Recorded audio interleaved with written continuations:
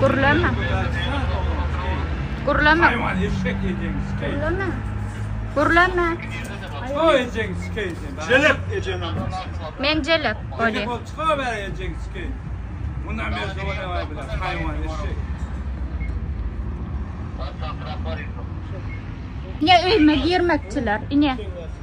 İne. Yiyeceğin jelep. Ha, böyle siz de kaza ediyorsunuz.